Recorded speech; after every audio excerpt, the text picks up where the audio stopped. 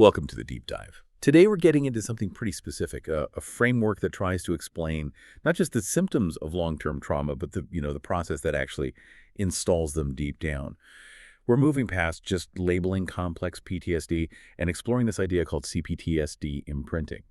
Our mission today, using some conceptual work by Kandayia as our guide, is really to break down how chronic patterned harm, we're talking things like coercive control, deep betrayal, how that gets wired into your mind, your body, even your sense of self. Think of this as a shortcut to understanding the mechanics behind why some complex PTSD feels so programmed, so hard to shake. Yeah, and it's a really valuable concept because it builds on the standard clinical definition we have for complex PTSD, the one in the ICD-11. But instead of just diagnosing the end result, this framework zooms right in on the how, the source material, as you put it. It really focuses on what it calls the programmatic nature of the harm itself. It gives us language, to talk about how things like coercive control and grooming actually create this blueprint for damage that can last for, well, decades. Okay, let's unpack that. So starting with that clinical baseline you mentioned, CPTSD, what are the key things that make it different from, say, standard PTSD? Right. So the baseline is complex PTSD. It includes all those typical trauma responses, re-experiencing the event, avoiding reminders, feeling constantly under threat. But the complex part that really comes in with what are called disturbances in self-organization, or DSO for short. DSO is it's where you really see the chronic nature of the trauma kind of etched onto the person's very structure of self. And what are those core pieces of the DSO? Because that sounds like the real engine driving the complexity here. Exactly. The DSO triad points to the main areas that tend to collapse under that chronic harm. First, there's significant emotion dysregulation. So really struggling to manage intense feelings, maybe flying off the handle or just feeling completely numb. Second, you have this pervasive negative self-concept, just feeling worthless, often rooted in a really deep toxic sense of shame. And third, there's chronic relational disturbance. This makes it incredibly hard to form trusting, safe relationships or even just maintain them. Okay, so if CPTSD is what the diagnosis, this imprinting idea, is really trying to get at the how and the why it sticks so deeply. You mentioned the metaphor imprinting. Why that specific word? Well, imprinting is used deliberately here. It's meant to capture this idea of really deep foundational learning, almost like how early experiences set down these incredibly durable pathways in the brain. But it also includes the biological wear and tear, the physical cost of being under sustained threat for so long. So it's a specific conditioning process. And the study, the source material, it outlines a really precise set of conditions in the environment that have to be there for this kind of severe CPTSD imprinting to really take hold. Okay, can you lay those out for us? What are those four conditions that define this imprinting environment? Sure. For this kind of chronic programming to happen, four key things usually need to align. First, the harm isn't random, it's chronic and patterned. It's like a campaign lasting months or even years. Second, there has to be a power asymmetry.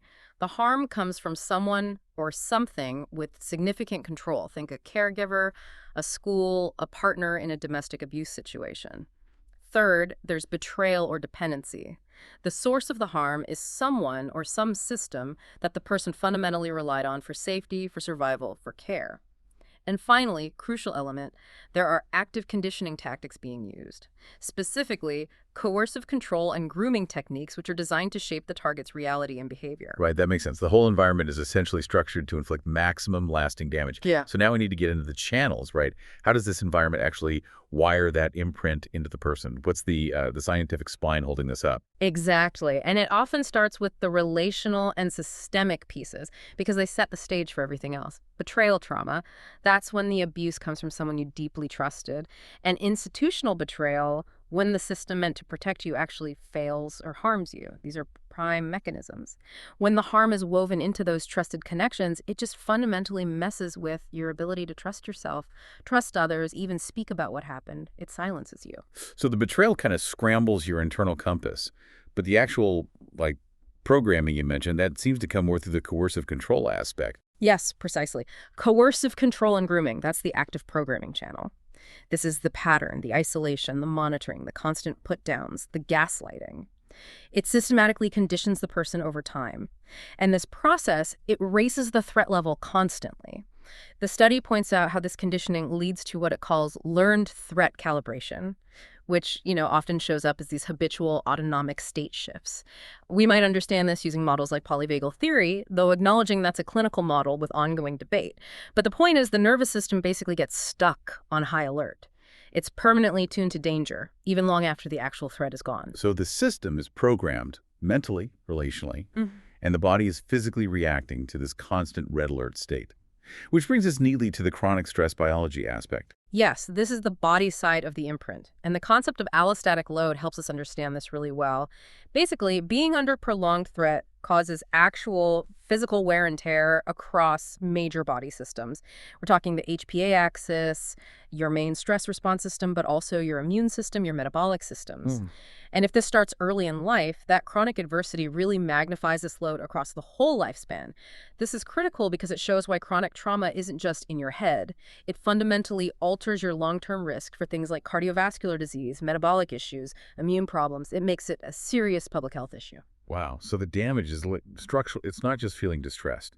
The body has this physical wear and tear imprint, but the mind is also being actively manipulated, especially around memories, right? Mm. How does the abuse mess with the memory network itself? Yeah, this part is really insidious. It happens through a process called memory reconsolidation. The basic idea is that whenever you retrieve a memory, it becomes briefly unstable, malleable before it gets stored again. The imprinting environment really exploits this. In that chronic coercive context, think about gaslighting again, the abuser can repeatedly manipulate the meaning or the emotional tag attached to a memory as it's being recalled. So maybe every time you remember being hurt, you're told that didn't happen, or you're too sensitive, or it was your fault. That external message gets sort of layered onto the memory trace itself. It acts like a new emotional tag, stabilizing those horrible shame strips and deepening that negative self-concept every single time the memory comes up. That's chilling. And it's even more incredible that this damage doesn't necessarily stop at the individual. Hmm. The study mentions it can leave a kind of signature, even a biological echo, in the next generation. How concrete is that? Right, this is the concept of intergenerational effects. Trauma can echo down not just through things we can observe like parenting styles or learned behaviors, but potentially through epigenetic pathways as well. When we talk about epigenetics, things like methylation, we're essentially saying that chronic danger might leave physical marks on your DNA. Not changing the DNA sequence itself, but changing how your genes get expressed, especially genes related to stress response, like cortisol regulation. The sources mention observations of these kinds of altered patterns in families with histories of high trauma. Now, it's really important, as this study emphasizes, this isn't destiny. It doesn't mean you're doomed. But it does help explain why we sometimes see these durable vulnerabilities, these patterns running in families. Okay, that gives us a really solid picture of the programming, the mechanisms. So turning to the person experiencing this, what does it actually feel like day to day? What are the signs, the lived experience, the phenomenology, as you called it? Right. The phenomenology is really the outward expression of all those mechanisms we just talked about. A core feature is something the concept calls identity capture. This is where your whole sense of who I am gets fundamentally reorganized around the trauma, around threat, shame, and often the abuser's narrative about you. It's the ultimate outcome of that DSO core we discussed earlier. And I imagine the constant surveillance, the gaslighting, Yeah. that must create a kind of exhausting hypervigilance. Absolutely. That leads directly to what's described as perceptual narrowing. It's that chronic hypervigilance, yes, but also profound self-doubt, always second-guessing yourself, feeling like you're constantly walking on eggshells. Your whole operating system gets stuck on threat level red. So even normal, safe interactions get filtered through this lens of potential danger. It shrinks your world. You mentioned relational disturbance earlier as part of the DSO. How does that show up in this lived experience? So the DSO names the overall collapse in relating, but relational inversion describes a specific painful manifestation how that collapse happens. It's this really paradoxical outcome you often see with grooming and betrayal trauma. A kind of powerful misplaced loyalty binds the person to the very source of harm, even when they know intellectually it's destructive. At the same time, it isolates them from genuinely safe connections. You end up paradoxically trying to get safety from the very person or system that installed the danger in the first place. It's a terrible bind. And finally, that constant allostatic load, that physical wear and tear, must show up somewhere physically. Oh, absolutely. It manifests as somatic residue. These are the often dormant but persistent physical signs of that chronic stress burden. We see it commonly as things like chronic fatigue that rest doesn't fix, persistent pain syndromes like fibromyalgia, fragmented sleep, gut issues, and various inflammatory problems. These aren't just vague complaints. They are often tangible, physical signatures of a body that has had to endure chronic danger for too long. This whole concept really adds so much depth to the adverse childhood experiences, the ACE story, doesn't it? It connects the dots between that early adversity and later health problems on a much more biological level. It nests perfectly within it, yes. CPTSD imprinting provides a potential mechanism, a process, that helps explain why higher ACE scores correlate so strongly with increased risks for both physical and mental health problems across the lifespan. The more categories of that patterned chronic adversity you experience, particularly involving betrayal and power dynamics, the more robust the imprinting process likely was, leading directly to that predictable increase in allostatic load and systemic risk down the road. Okay, so if the trauma was installed in this chronic, patterned, programmatic way, it stands to reason that recovery also needs to be structured, right? A kind of systematic relearning. How does this imprinting framework inform the healing process? That's exactly the implication. The framework emphasizes that because the damage was installed systematically over time, the healing also needs to be staged and systematic. It can't just be about tackling one symptom in isolation. The concept basically forecasts a necessary phase-based approach to care. It usually involves three core phases. First, you have to restore safety and build foundational skills, especially emotional regulation. Second, once there's some stability, you can start to process the traumatic memories and the meanings that got attached to them, that reframing piece. And third, the longer-term work involves rebuilding a sense of self, identity, and healthy relationships, moving beyond the imprint. Right, and that arc often gets translated into more practical steps people might recognize in therapy. Exactly. It's often described practically using the sequence: regulate, reframe, reauthor. And the order really matters. You generally need to start with regulate, calming the nervous system, dealing with that somatic residue and high allostatic load. You can't really process trauma effectively if your system is constantly overwhelmed. Then comes reframe, challenging those deeply ingrained narratives of shame, blame, and defectiveness that got wired in through things like memory reconsolidation manipulation. And finally, reauthor, consciously rebuilding your identity based on your values, your strengths, and fostering new, healthier ways of relating to others, dismantling that identity capture and relational inversion. So what kinds of evidence-based therapies or approaches fit well within this kind of layered, phased model? While several established therapies align quite nicely, things like stare, astare, and stare narrative therapy are often highlighted as a strong match because they explicitly focus on both skill building for the DSO symptoms and the meaning-making piece. Trauma-focused CBT, TF-CBT, is, of course, robustly evidenced for PTSD symptoms generally, and its components can be used effectively within this phased plan. And EMDR, eye movement desensitization and reprocessing, also shows good evidence. It can be a powerful tool for targeting and integrating those specific imprinted memory networks and their associated distress, but typically it's best utilized once a degree of safety and emotional regulation, that first phase, has been established.